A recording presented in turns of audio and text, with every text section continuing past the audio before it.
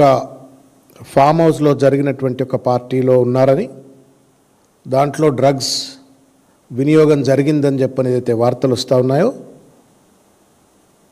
నిర్ద్వందంగా BRS party ఇటువంటి పార్టీలు కానీ చర్యలు కానీ తప్పనిసరిగా ఖండిస్తుంది. మేము ఖండిస్తూ ఉన్నాం. We strongly condemn it. రెండవది,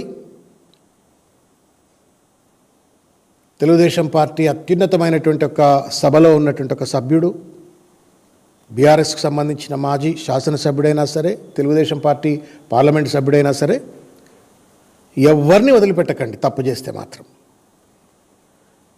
ఇంకా వీళ్ళతో పాటు ముసుగు వీరులు ఇంకెవరెవరైనా, కాంగ్రెస్ ముసుగు వీరులు ఉన్నా, లేకపోతే బీజేపీ ముసుగు వీరులు ఉన్నా, బయటికి రాని పేర్లు ఇంకేమైనా ఉంటే కూడా ఎవరిని వదిలిపెట్టొద్దని చెప్పని మేము డిమాండ్ చేస్తూ ఉన్నాము. అందరిపైన చట్టం తన పని తాను చేసుకుంటూ, దోషులు తప్పు నిజంగానే జరిగిందని తెలిస్తే దోషులు ఎంత పెద్దవాళ్ళైనా సరే వాళ్ళపైన చర్యలు తీసుకోవాలని చెప్పని బీఆర్ఎస్ పార్టీ కోరుకుంటుంది.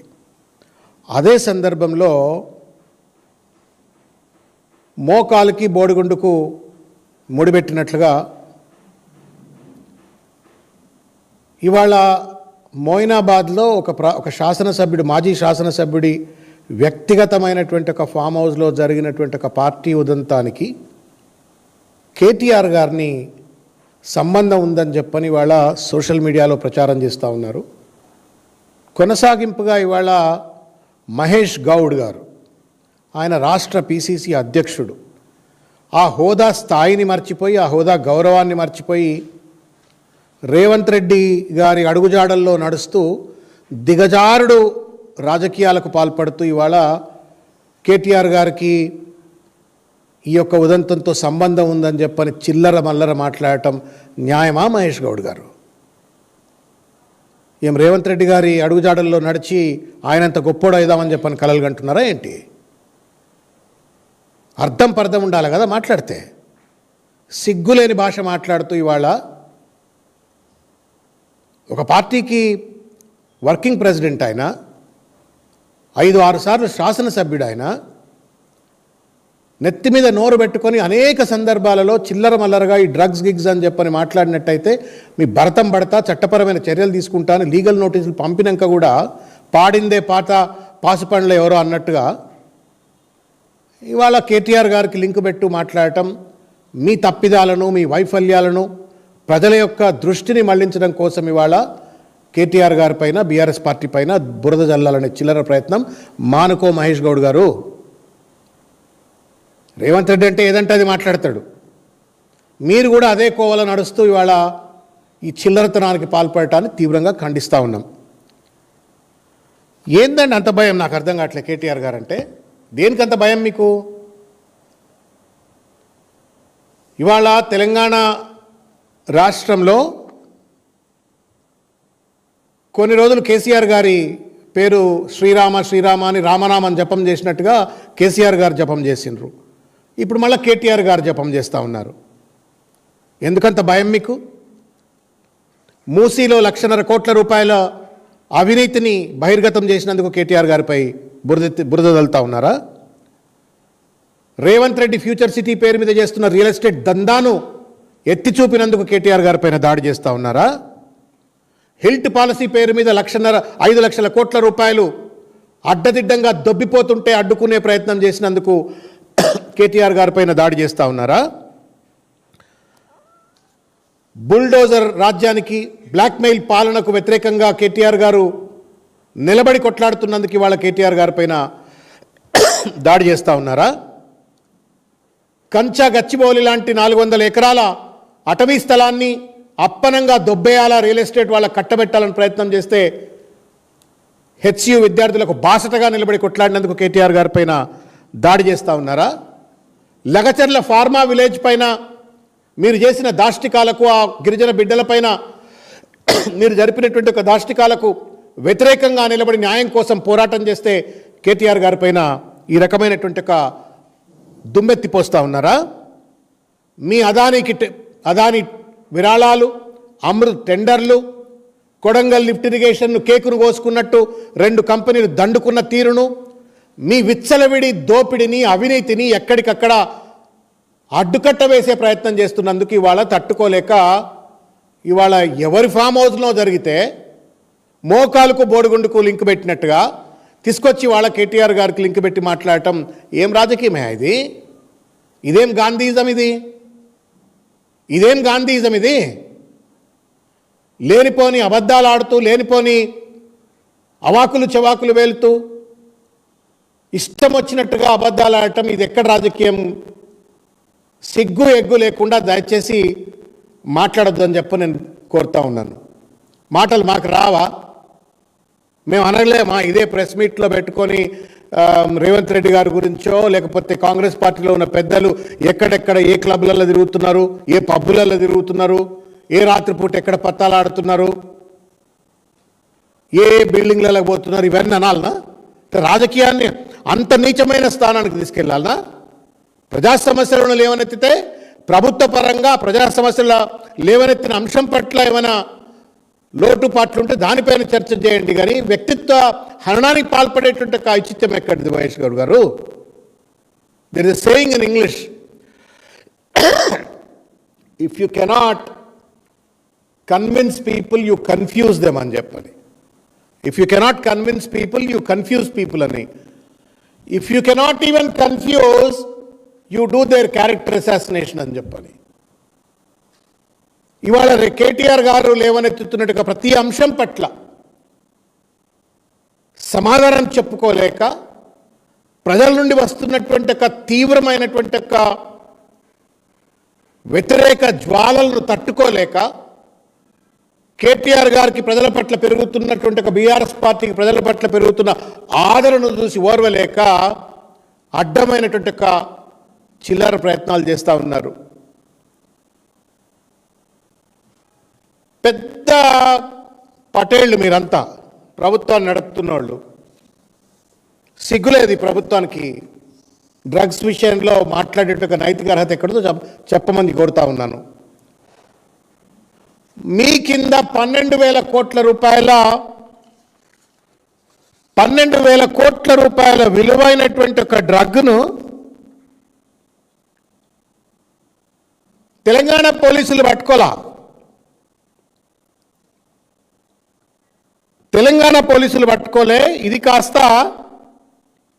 వాగ్దేవి ల్యాబొరేటరీస్ అని చెప్పని నవోదయ కాలనీ చెర్లపల్లిలో హైదరాబాద్లో సెప్టెంబర్ 5, 25వ తారీఖు నాడు పట్టుకుంది ఎవరా అంటే మహారాష్ట్ర పోలీసులు. పొద్దున్న లేస్తే రేవంత్ రెడ్డి నేను ఈగలు పెట్టినా, ఈగలకు ఫోర్స్ ఇచ్చినా, గొప్పలు చెప్పుకునేటువంటి రేవంత్ రెడ్డి గారు లేకపోతే మహేష్ గౌడ్ గారు మీరు సమాధానం చెప్పండి. మీకు చేత కాకపోతే బొంబాయి పోలీసులు ఇక్కడికి వచ్చినారా, వాళ్ళు పట్టుకున్నారా? డ్రగ్స్ నియంత్రణలో మీ యొక్క వైఫల్యం ఎంత స్పష్టంగా ఉందనటానికి కారణం నిదర్శనమే వాగ్దేవి ల్యాబొరేటరీస్లో బొంబాయి పోలీసులు వచ్చి దాదాపు 12,000 కోట్ల రూపాయల విలువ చేసేటువంటి ఒక డ్రగ్స్ను పట్టుకున్నారు. దాదాపు 13 మంది నిందితులను లోకల్ పోలీస్ అరెస్ట్ చేయలే, బొంబాయి పోలీస్ అరెస్ట్ చేసింది. ఎక్కడ పెట్టుకుంటారు మీరు మొఖాలు? పొద్దున్న లేస్తే కమాండ్ కంట్రోల్ సెంటర్లో కూర్చుంటాడు రేవంత్ రెడ్డి, పొద్దున్న లేస్తే ఐజీలు డీజీపీలు అందరితో కూర్చుంటాడు, పొద్దున్న లేస్తే ఎన్డీపీఎస్ అని చెప్పని పెద్ద పెద్ద మాటలు మాట్లాడతాడు. ఎందుకు 12,000 కోట్ల రూపాయల డ్రగ్స్ను బొంబాయి పోలీసులు పట్టుకున్నారు, ఎందుకు లోకల్ పోలీసు పట్టుకోలేకపోయింది? ఇది మీ అసమర్థతకు, చేతగానితనానికి నిదర్శనం కాదా? ఇది తెలంగాణ సమాజానికి మీరు సమాధానం చెప్పరా అని చెప్పని నేను ప్రశ్నిస్తూ ఉన్నాను. ఇవాళ దాదాపు 25లోనే 2025లో అఫీషియల్ రికార్డ్స్ ప్రకారంగా 2,542 కేసులు రిజిస్టర్ అయితే it substantiates to 30% of increase in drugs. మేము గుడ్డిగుర్రం పళ్ళు తవ్వుతా ఉన్నారా? నేను అన్న మీకు చెప్తున్న ఈ మాట, నేను ప్రశ్న అడిగిన అసెంబ్లీలో, కౌన్సిల్లో, లిస్టెడ్ కౌన్సిల్ క్వశ్చన్ నెంబర్ 4480. ఇది నేను కౌన్సిల్లో అడిగినట్టు ఒక ప్రశ్నకు ప్రభుత్వం ఇచ్చినట్టుగా సమాధానం ఇది. దాంట్లో ఏం చెప్తారు చూడండి. NDPS cases increased by about 30% during 2025, reflecting both the growing spread of both the growing spread of ganja, narcotics, synthetic drugs, especially among youth, students, vulnerable urban populations అని చెప్పని ప్రభుత్వమే అధికారికంగా ఒప్పుకుంటా ఉంది.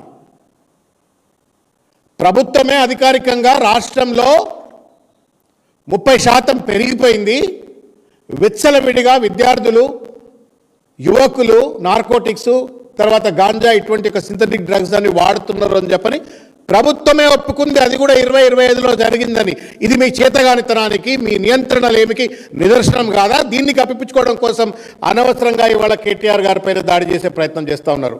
దమ్ముంటే Mahesh Goud garu, we accept your challenge. KTR garu already tweet చేసినారు. I'm reiterating now again on behalf of the BRS party. రేపు పొద్దుగాల గవర్నర్ స్పీచ్ 1/2 అవర్ ప్రసంగం బయట స్టాళ్ళు పెట్టు అసెంబ్లీలో. అసెంబ్లీ ప్రాంగణంలో ఎన్డీపీఎస్ అధికారులను పిలిచి డ్రగ్ టెస్ట్లకు స్టాల్స్ పెట్టి దమ్ముంటే, నువ్వు పిసిసి అధ్యక్షుడు కదా, ముఖ్యమంత్రి మీ మాట వింటాడు కదా, ఇమీడియట్గా మీరు డీజీపీకి ఫోన్ చేసి రేపు ఎన్డీపీఎస్ డ్రగ్ టెస్ట్ ల్యాబొరేటరీ పెట్టిస్తారా, లేకపోతే అక్కడ కౌంటర్లు పెడతారా పెట్టండి. మొత్తం బీఆర్ఎస్ పార్టీకి సంబంధించిన శాసనసభ్యులు, శాసన మండలి సభ్యులు, ఇంకెవరన్నా రమ్మంటే కూడా మేమంతా బీఆర్ఎస్ వాళ్ళు వస్తాం. దమ్ముందా రేవంత్ రెడ్డికి లైన్లో నిలబడి రేపు పొద్దుగాల నిలబడాలి. మొట్టమొదలే ముఖ్యమంత్రి నిలబడి డ్రగ్ టెస్ట్ తీసుకోవాలి రేపు. మీరు కూడా మహేష్ గౌడ్ గారు మీరు కూడా తీసుకోవాలా, మీ మంత్రులందరూ లైన్లో తీసుకోవాలా. గతంలో హరీష్ రావు గారు ఒకసారి ఛాలెంజ్ చేసిండ్రు, ఇలా డ్రంక్ అండ్ డ్రైవ్ టెస్ట్ పెట్టాలి, అసెంబ్లీలో వచ్చి ఏది పడితే అది మాట్లాడుతుండ్రని. చేయరి, డ్రంక్ అండ్ డ్రైవ్ టెస్ట్ చేయరి, డ్రగ్ టెస్ట్ కూడా చేయరి. బీఆర్ఎస్ పార్టీకి సంబంధించిన శాసనసభ్యులు, శాసన మండలి సభ్యులు అందరం మేము వస్తాం, లైన్ నిలబడతాం. దమ్ముందా మహేష్ గౌడ్ గారు, దమ్ముందా రేవంత్ రెడ్డి గారు, మీరు వచ్చి లైన్లో నిలబడాలని చెప్పని కోరుతా ఉన్నాను.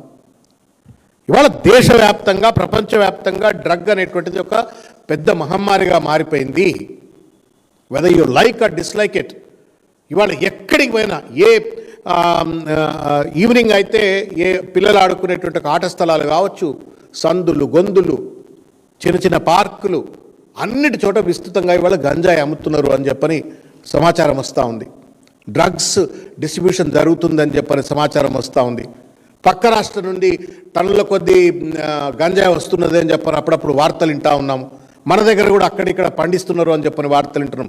దమ్ముంటే, ధైర్యం ఉంటే, నైతికత ఉంటే, బాధ్యత ఉంటే సొల్లు పురాణాలు ఆపి ఈ గాంజాని ఎట్లా నియంత్రించాలా, ఈ డ్రగ్స్ యొక్క డిస్ట్రిబ్యూషన్ ఎట్లా ఆపాలా, డ్రగ్ బారిన పడ్డటువంటి ఒక యువతకు ఏ రకమైనటువంటి ఒక మార్గదర్శనం చేయాలా, ఎట్లా రీహాబిలిటేషన్ చేయాలా, ఎన్ని కౌన్సిలింగ్ సెంటర్లు ప్రతి బస్తీలో పెట్టాలా, ఎన్ని రీహాబిలిటేషన్ సెంటర్లు కౌన్సిలింగ్లో పెట్టాలా. పెద్ద కేసీఆర్ గారి హయాంలో కూడా డ్రగ్స్ పట్ల పెద్ద ఎత్తున చర్యలు జరిగినాయి. ఎవరిని వదిలిపెట్టలే కదా, సినిమా యాక్టర్లను కూడా వదిలిపెట్టలే. పెద్ద సినిమా యాక్టర్లను నార్కోటిక్స్ పోలీస్ డిపార్ట్మెంట్ వారు పిలిచి వాళ్ళని ఎంక్వైరీ చేసి కేసు అంతా కూడా చేసినట్టు ఒక విషయం గుర్తుంది కదా. చెయ్యి నువ్వు కూడా, నీ దమ్ముంటే.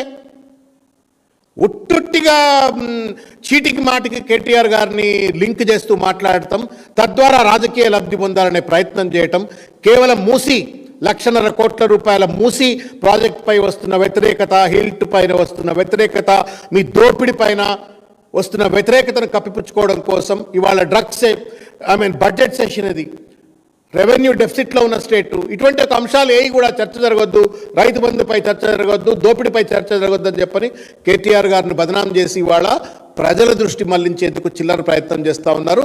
ఇటువంటి చిల్లర ప్రయత్నాల నుండి మానుకోమని చెప్పని కోరుతా ఉన్నాను మహేష్ గౌడ్ గారిని. దీనివల్ల ప్రజలకు న్యాయం జరగదు, డ్రగ్స్ బారి నుండి ప్రజలు విముక్తి కోరరు. చిల్లర ప్రయత్నాలు మారాలా, తస్మాత్ జాగ్రత్త. మిమ్మల్ని కూడా కోర్టుకి ఇచ్చాల్సి వస్తుంది ఏది పడితే అది మాట్లాడితే. గతంలో కొండ సురేఖ గారు అడ్డదిడ్డంగా మాట్లాడినరు, ఆమె కోర్టుకు వచ్చింది, తప్పైందని చెంపలేసుకుంది. మీరు కూడా అట్లా చెంపలేసుకోవాల్సి వస్తుంది. రేపు పొద్దుగాల 1/2 అవర్లో అయిపోయిన గవర్నర్ స్పీచ్ అయిపోయిన తర్వాత బయట స్టాల్స్ పెట్టండి, వీఆర్ రెడీ దేర్. చిల్లర మల్లరగా మాట్లాడితే మాత్రం తస్మాత్ జాగ్రత్త, తగిన మూల్యం చెల్లించుకోవాల్సి తప్పదు.